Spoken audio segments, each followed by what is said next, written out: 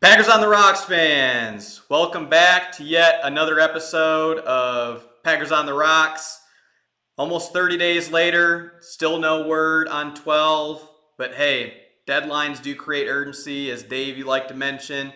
And this episode, we'll be talking through everything dealing with the draft that's going to be here before you know it in 2 weeks. So, cheers, Dave. Let's go ahead and get this show on the road. Yeah, cheers, man. That's a new mug. Just saw You, that. you like this? Yeah, nice. Pure H2O. Shout out Waterboy. All right, man. So today we got just everything draft coverage and biggest needs, kind of where we see the team headed in the future a little bit. Well, you've been studying all these guys, Jordan, so we'll flip it over to you. What are your thoughts on positions that we're going to tackle in the first probably 3 rounds and kind of guys that you like? Yeah, and Dave, you brought up the pre-show, taking a little bit of a different approach this time, much more in the moment and live, and seeing potentially our opinions maybe differ at times per needs, per position groups, and expectations heading into draft night in this 2023 huge draft, probably the biggest draft for the Packers since 2005 for a ton of reasons and a whole new chapter, which I'm incredibly excited about. Really, the best way to start this one is going by position groups, our largest needs. What are some of those pre-draft visits that the Packers had players come and host, along with where we see these players being taken at as well? So I'll go ahead and start, Dave. Let me know if you think differently by our biggest need. Coming in on draft night, in my opinion, the Packers' biggest hole in this team is a group where Tyler Davis, as of right now, is our tight end one, and he knows that he has a roster spot locked up, and our second best tight end is more of a fullback than anything else. Yeah. So, Dave, do you think differently? Is, So is tight end your number you're going one, or tight is, end. is, is another position Um, group? I'm going to a different position group. So I think tight end is very high up there. But so before I get into mine, let me flip it to you real quick. Do you think they take a first round tight end? I do. Really? I think if two players fall to them, they will. Now I don't think the Packers prioritize this position group, sort of like inside linebacker. But as we Okay. saw in the last draft, we did take an inside linebacker in the first round, and it does have a really high ceiling. So the Packers pre-draft visit, they get 30 of them. In the past, dating back to 2018, we typically take about 20% of those 30, so about 6 to 7 players. Christian Watson and Devontae Wyatt were two pre-draft visits Yeah. last year, and we ended up taking them. The Packers had 4 tight ends, all on like the top 5 side that were part of the pre-draft visit. The likes of, and a lot of people have heard these names. You have Michael Mayer from Notre Dame. You Mhm. also have Dalton Kincaid, who is personally my top tight end in the draft. Huge upside. Darnell Washington was also another one of those pre-draft visits. The Big O, who's like big dog. And then last but not least, which is more towards the later on in the draft, they had a visit from Josh Weil out of Cincinnati, who also played with Josiah DeGuara. So if there's any sort of indication, I'm going tight end Okay. round one. My guess for the tight end position is they do the like mid round tight ends, and it's the typical Goody strategy of we're gonna grab 2 or 3 of them. Like I think that's what they do. Like what you saw in running back or wide receiver in years prior, where I think they scoop up multiple tight ends in kind of that mid to lower level of the draft. My biggest need is safety. You got Savage that's coming down the 5th-year option, who should not be being paid what he got. Like that's the probably big Goody's one of Goody's biggest mistakes was picking up his 5th-year option. You have Amos gone, so then now you're just talking Rudy Ford or like Levitt, which they're great special teamers. Like love you on our team and stuff, but I don't know if you're safety 1 or safety 2. So I think they grabbed someone in the first or second round at safety. That's my thing. I mean, you went super in depth. You've been studying these guys for months now. I'm just going to be like, my thing's going to be rudimentary compared to you. I'm just going to be naming positions, and then I'm gonna kind of tackle these guys that once they get on our team, I'll look at the film and see what we kind of got. I'm more the casual fan when it comes to the draft stuff. I don't look at film and get too excited. I used to do that, and the Packers never picked anyone that I watched film on, and I said, I can't do this to myself anymore. Haha, Clinton Dix was maybe the only player that like he was on all the mock drafts. People were Yeah. expecting the Packers to take him. They did, and it was somebody that I watched tape on. Yeah, like you, there were so many other like Derwin James was another safety that I thought we were going to take, and if he I watched dropped to so the much Packers, we would. like Mac film. The inside Jack Miles. I'm sorry. That's who I did. Oh, That was like my from yeah. UCLA. That was my draft crush. I was like watching all of his stuff, and like they didn't like. So I just gave up on the whole let's watch tape on these guys. I look at the positions, and once we grab these guys, I start kind of breaking down their stuff. It is. And you think about LaFleur's offense too, just to sort of have a healthy debate here. Tight end isn't quite as featured in the group as much as what your two-headed running back is. H back is a much more important position, i.e., Josiah DeGuara and Matt LaFleur got his guy in the third round, where Josiah was slated to be like a mid or late round pick. And on the flip side of that, with safety, Darnell Savage had many games when he was replaced as a starter by Rudy Ford, where he was only getting snaps on special teams. And then when he came back into the fold, Darnell Savage's best position is in the slot or playing closer to the line of scrimmage. That's Not, star position, right? yeah, playing that star position, not leaving him open to where he needs to make tackles and throwing his bird wing at players and making a big whiff. I can see where you're coming from with that. Like, just to name a couple of safety players. Once again, I'm not Todd McShay. I don't have a full draft breakdown for some of these players, but I do believe that you should go based upon what the tape says. The tape never lies. We can be the underwear league and go based upon like the combine stats and the RAS and how they played at the Senior Bowl, which shout out to Christian Watson. He did make the Senior Bowl top offensive rookie from last year. So that does mean something. But like a couple of safety players, there's two guys that are phenomenal out of Bama. We could easily take one of those two if they drop. One of those is Brian Branch, who is like a top 10, top 15 talent.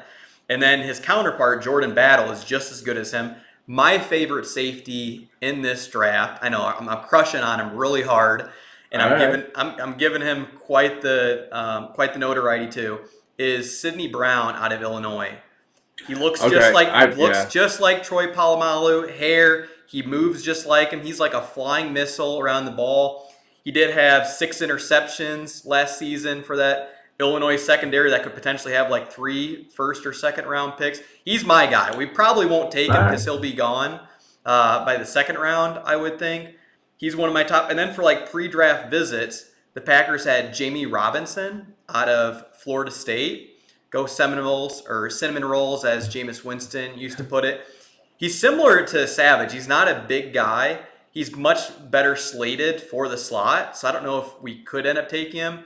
In my opinion, we do need to have like a true, if we could find him again, another Nick Collins, another Darren Sharper, a true ball hawking safety, and Earl Thomas. They're not out there in this draft, I don't think. That would be great. And then a couple other draft visits. This could be towards the bottom of the draft. Is a Jordan Howden out of Minnesota. We had him come up and visit. He only had 2 interceptions on the year and 40 tackles. I could see him being like a 6th to 8th round pick. And then there was also this guy from the Senior Bowl that really stood out. It could be a hybrid player. We all know how much the Packers love those. And then finding a position that he didn't play in college to slate him at is this guy named Marte Mapu out of Sacramento State, who really stood out at the Senior Bowl. He played safety for this small school, but they put him in at linebacker. Couple players to keep an eye out on. Hey, as history speaks, there could be 6 of these guys that join our team.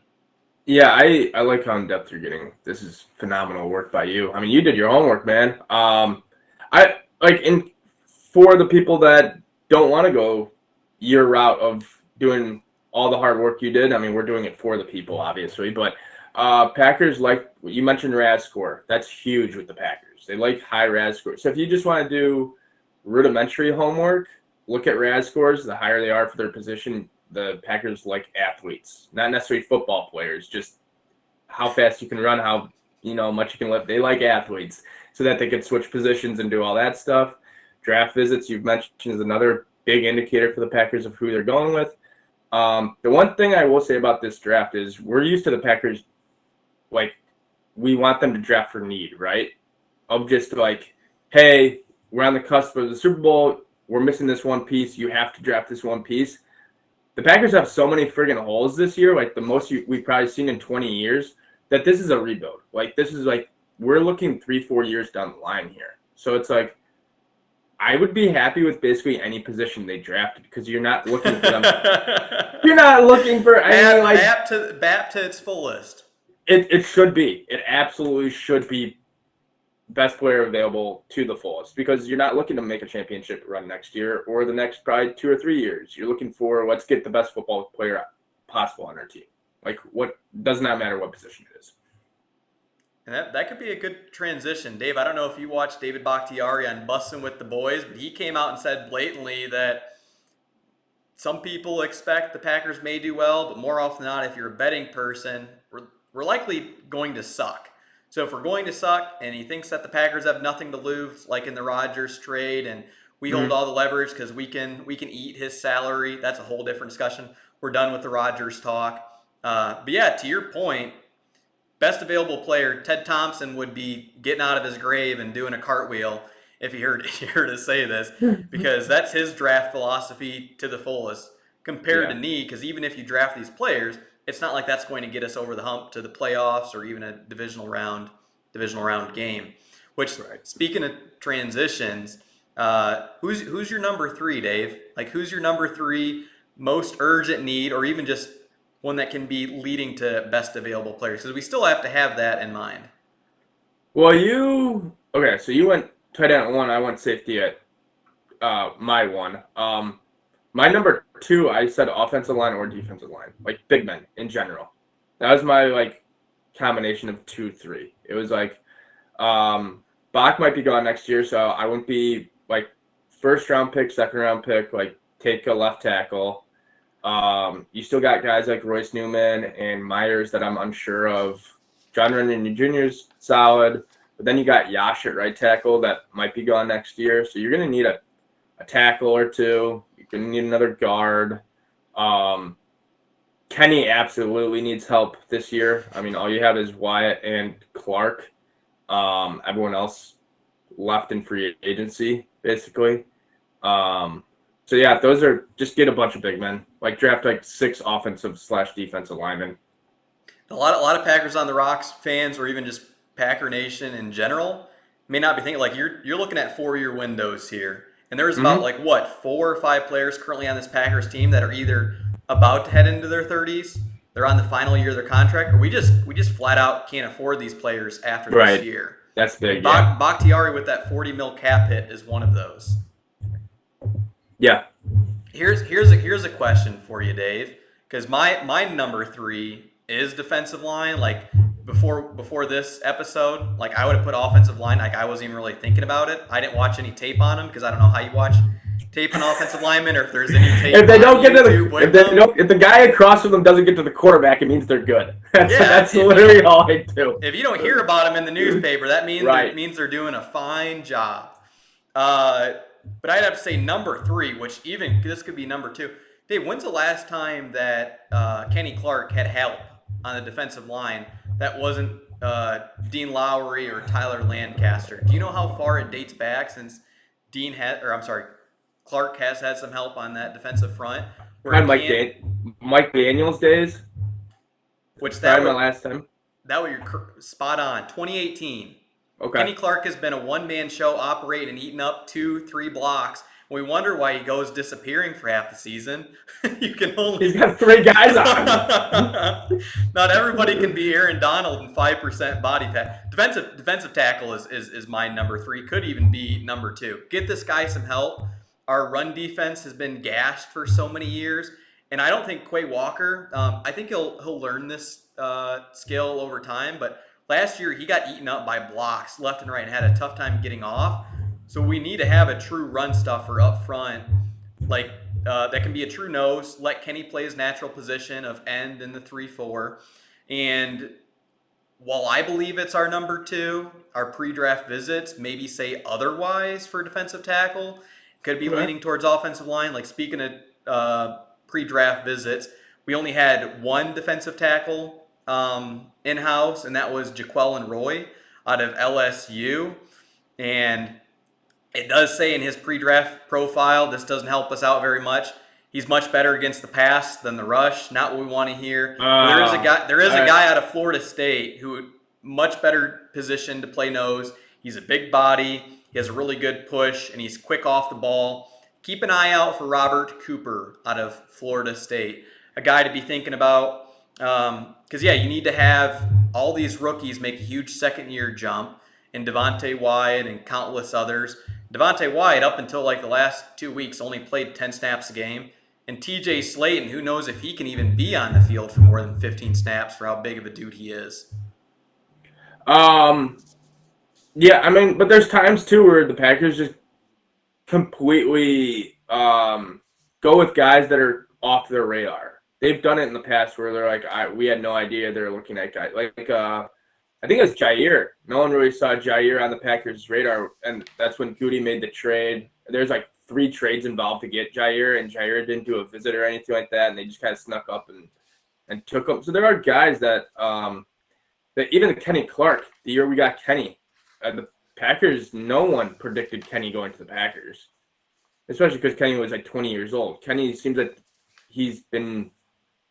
Kenny Clark seems like he's 35 at this point. The dude is super, super young still. But yeah, I think another big one is edge that people kind of are quietly forgetting that because they're like, oh, we have Preston and Gary. Well, Gary might miss half the year. And then you just have Hollins behind him, and you have Tipa. Well, and then you got Inigbari. I like Inigbari, but I think he still needs another year to develop into it.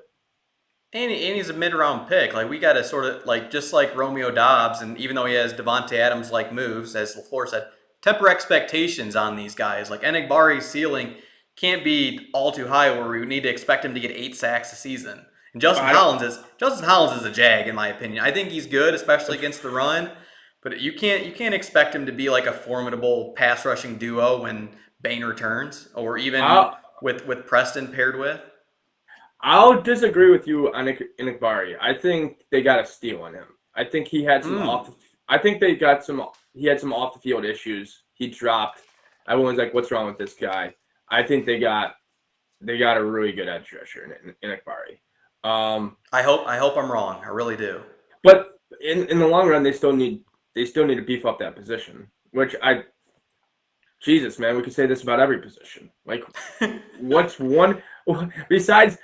I mean, it depends if you're looking long view or short view. Because like, I would say that the only position we're happy with is cornerback. It's you have everyone locked up from multiple years, and they're good pieces. Like you can look at running back. Well, Aaron Jones might be gone next year, and AJ Dillon's not under contract. So running back's a need. Like we could go up and down this list and say they could pick any position in the first round, and everyone should be happy with it. If they pick cornerback, I'm going to lose my mind. But that's probably what the Packers will do. Now they're saying Keyshawn Nixon is going to be our nickel guy. I'm like, well, what are we doing with Stokes when he comes back? He's planning I to think come there's back problems week with one. Stokes. I think there's problems with Stokes. That tells how much belief we have in having that former first round pick. Not another Kevin King. I think he's much better than him. But anyways, yeah, like we could end up going cornerback too. There's a number of guys out there, especially from Illinois, that are really well. On the note of pass rusher, this is another player similar to Bakhtiari. I think it's his final season in Green Bay. Preston Smith, Yes, yes. he's about to turn 30 here before we know it.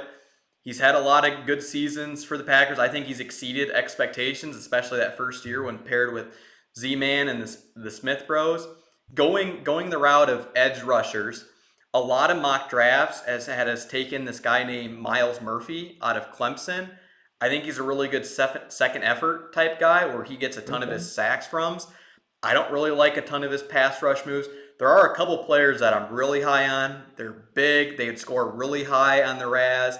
They're athletic. One of them reminds me of Javon Curse, the freak from the Oh Tennessee yeah, yeah. Titans back in the day. And that is this guy named Tyree Wilson out of Texas Tech. He's got great hands, great pass rush moves. I think he lasts past 15, but he will not make it to the second round. I don't see us drafting him. We did have a pre-draft visit from a guy who's very similar to him, and Will Mm-hmm. McDonald out of Iowa State. They say he has a spin move similar to Dwight Freeney. How dare you add an insult or disrespect to Dwight Freeney like this? This guy better be the second coming of him. Both really high in RAS, great length out there. We also had Kevin White out of Georgia Tech make a pre-draft visit to the Packers, and I could easily see us going this way. Or even there's a Lucas Vaness out of Iowa who could play inside or outside for the Packers. He's an Iowa boy. Sort of reminds me of Aaron Campman in a sense. So All right.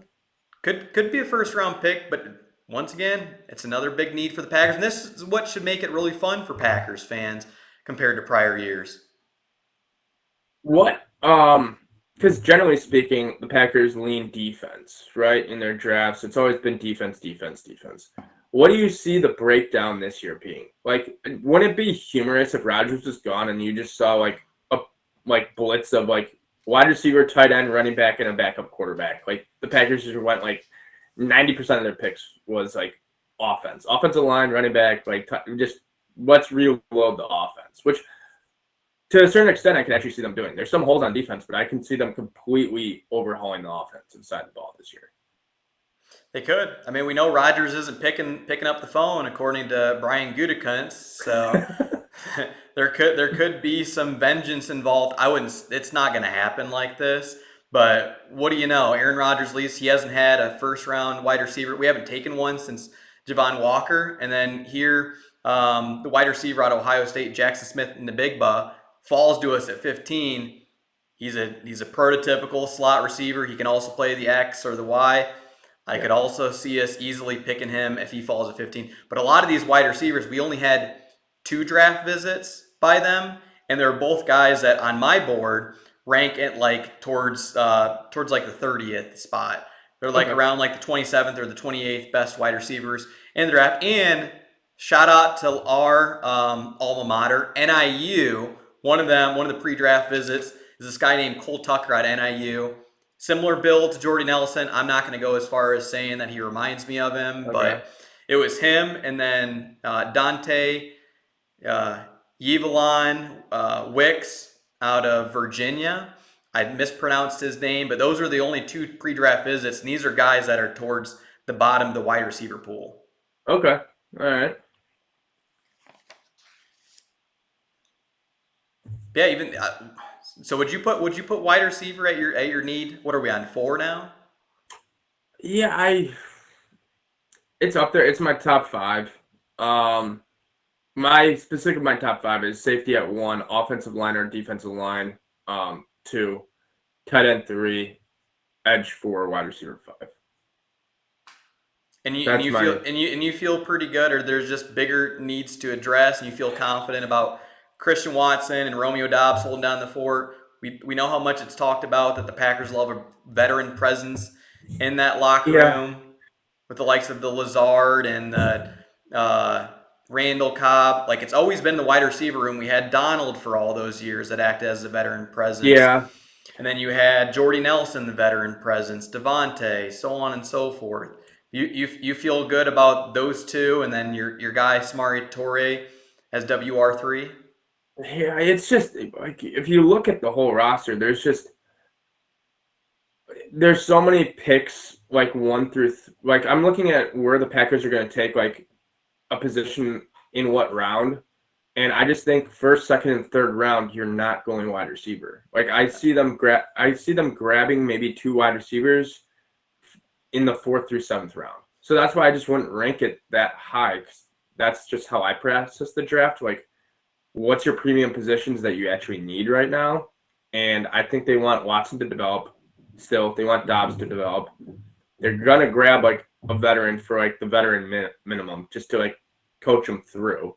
And then you grab another wide receiver or 2 and you have Torrey and or a couple of the guys from the practice squad last year and you just have them battle it out. Like I still think they want their guys from last year to develop. And I see if there's the top edge rusher that falls to 15, they're going to do that. If they have the top left tackle fall to them at 15, they're going to take that. Like, they're probably going to grab a tight end in the second round. Safety, I just don't see them taking a wide receiver high enough for me to rank them that high on their needs. Nolan Smith out of Georgia, a pass rusher, tremendous upside. He still is raw.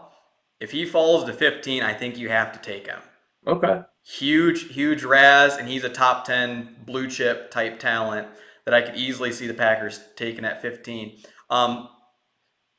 Not to get into the crushes once again because we'll end up getting let down. But hey, we have to have something to Yeah, for sure. something to let us down because the games of where we expect to win and then we have a back-breaking loss. Those days are over, at least for the next few seasons. So, what are other things that we can get our hopes up about? Here's a few wide receivers to take a look at that could fall into that bucket, which I agree with you, Dave.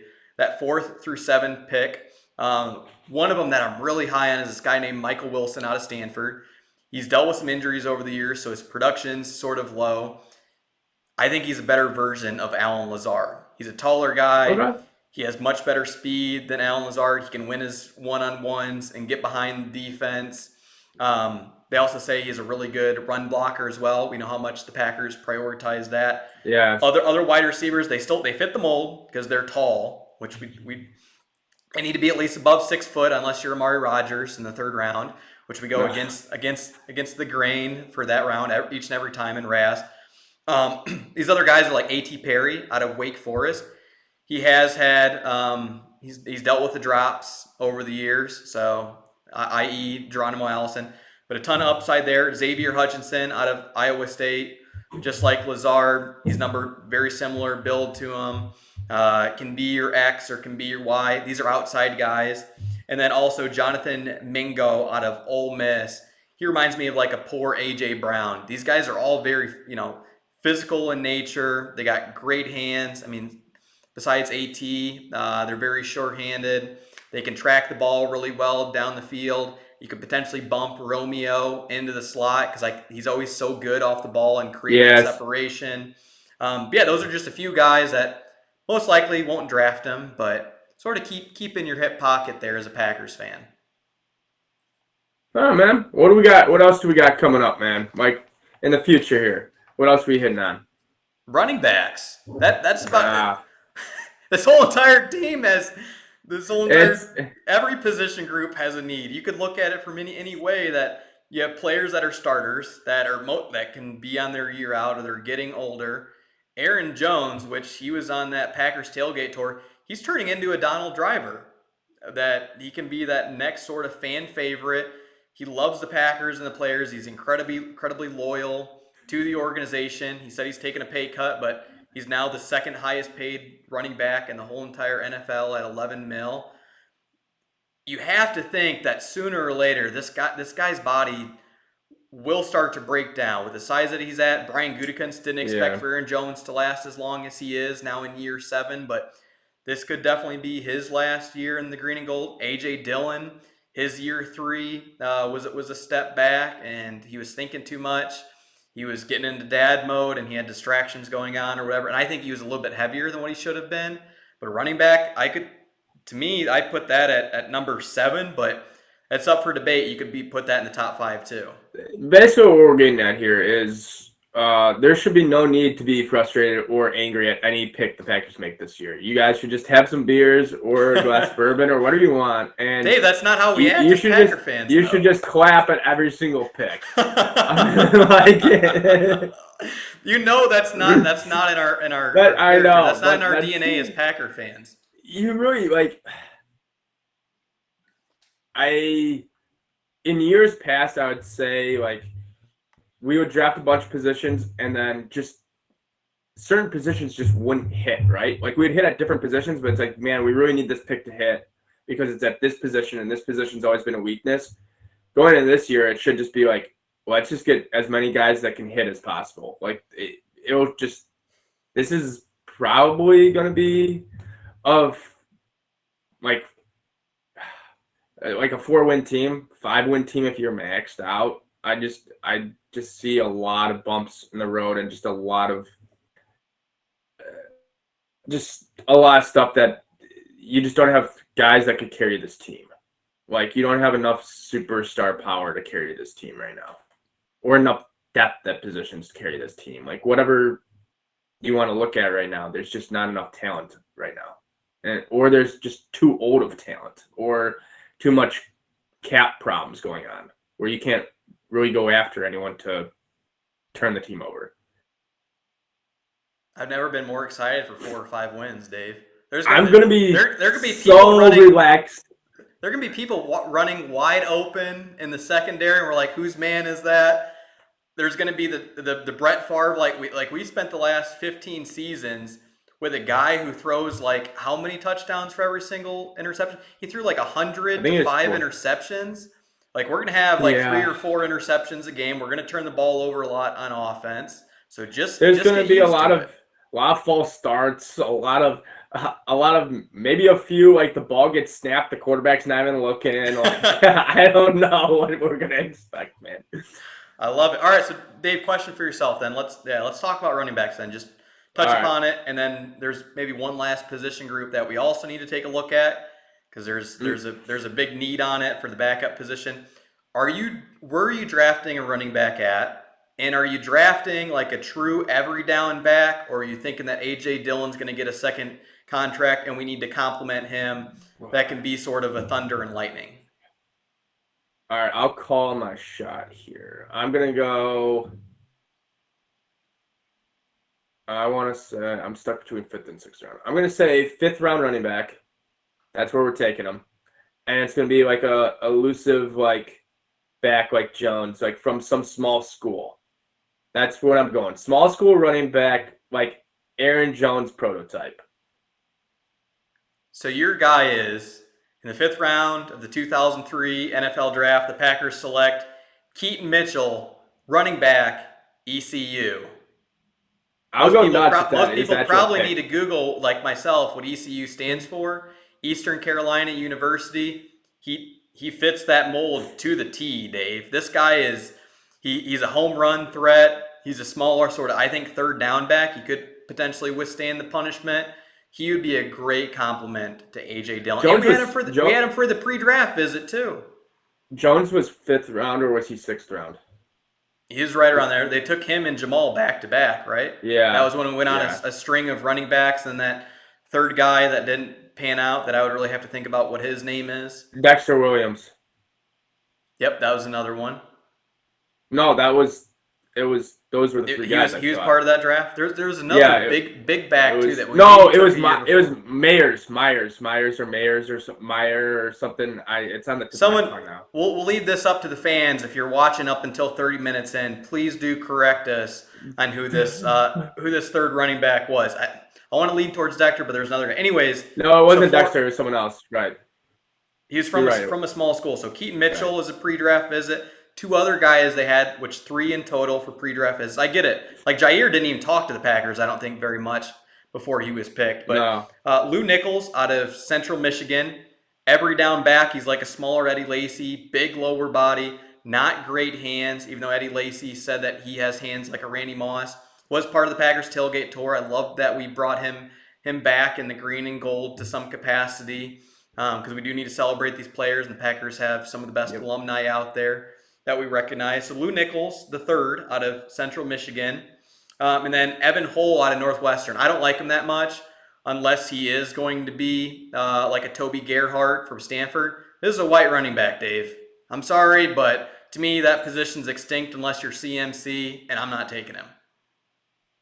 Are you? Do you like the power back? Because like everyone was like thrilled with AJ Dillon, and then we kind of saw what AJ Dillon was last year. And hopefully he has a kind of bounce back year this year. But I'm not a huge I'm not a huge thunder and lightning guy. Like just put a whole bunch of lightning out there. Like I don't really care. Like elusive guys that could catch, make guys miss, shifty, fast guys. Like if you want to put three third down backs on my team, I don't care.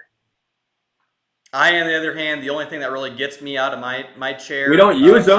They're on stressing the out, goal line.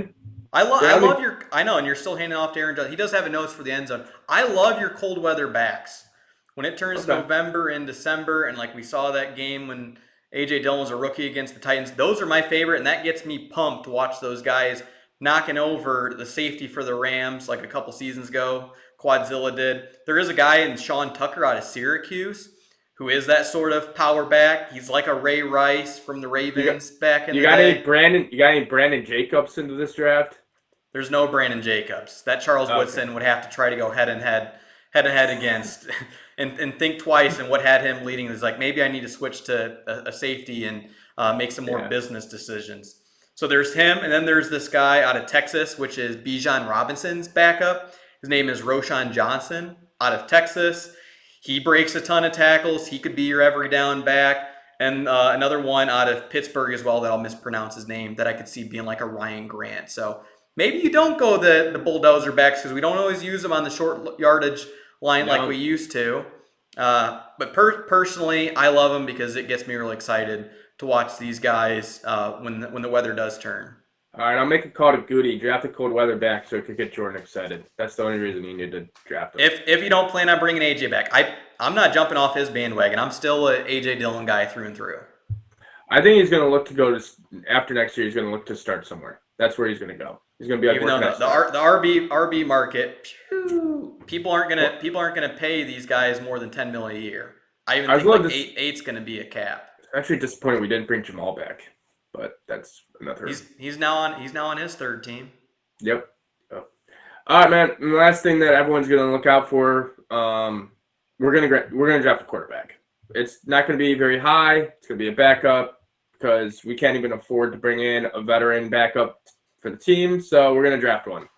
I have heard. I don't know their names yesterday, but I know they've had like 2 or 3 guys on a visit. You're probably still looking around that 4th to 7th round spot. There's just going to be a lot of guys there.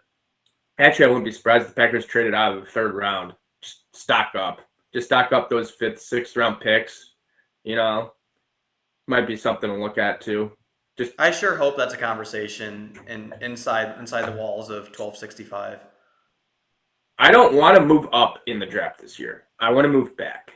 Like any chance you have a chance to move down and get more picks this year, absolutely do it. That's true to our nature too. Almost every draft, it feels like we're coming out with 10 to 12 guys. Yeah, yeah. You need cheap labor this time around. Agreed. Yeah, and on the note of quarterback, we did have 2 guys visit. One of them was Sean Clifford out of Penn State. Loved this guy as far as moving around in the pocket and throwing on the run. I thought he did that much better than a lot of the other quarterbacks, which were much more run first. Like I watched the tape on these guys. Their first 5 highlights were quarterback designed runs. I'm like, I don't want one of those because the longevity of them in the NFL, and with the exception of maybe a couple guys, there's not sustained success with that position. So Sean Clifford, true pocket quarterback, can throw on the run. I think the Packers hold that in high value. And then the other guy, which is much more of an athlete and ran one of the best offenses in the country, and there's a wide receiver you like from that college, is Helton Hooker out of Tennessee. He's a project. He has a great deep ball. He throws a lot of times outside of the numbers. You don't see a ton of passes or highlights of him throwing like the slants or like the post routes or the intermediates. But he's a guy though to keep in mind. We didn't use the middle of the field anyway. We didn't use the middle of the field anyway for the last 10 years, so that fits the ML perfectly. Yeah, Jordan Love, I think we'll look at it much more. Yes. You watch his tape, but yeah, Helton Hooker. I don't see him falling though to the 4th to the 7th round. There's so many teams that each and every year reach for quarterbacks. Yeah. And then they end up spending a boatload on him, and they start over. Just like your first 5 quarterbacks will be taken off the board. I wouldn't touch any of them until later on in the 1st round. Okay. Yeah. My man. Kind of wraps up the draft preview. Looking forward here. We're gonna go do a live draft show next week for the draft. We'll be on Thursday, Friday, and Saturday. I think that's the plan right now. And we just want to invite you guys to have some beers, have some drinks with us, and get excited for the future Green Bay Packers. Absolutely. Should be a great time, Dave. Going live all throughout the 1st round. Yep. We'll see days 2 and 3 if we pick up or we fall off. Can't wait to see the Packers' reactions in the 1st round when we take a guy that no one's ever heard of or we didn't expect to pick. But With that said, yeah, let's go ahead and wrap up episode 17. As always, Dave, great chatting with you, and looking forward to our first official live watch party coming up in 2 weeks. Absolutely, man.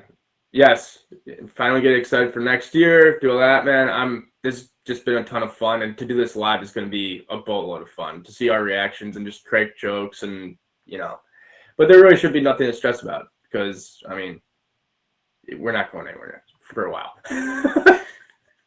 Ton of optimism. So get excited. All right, guys, take it easy, bud. Cheers, guys.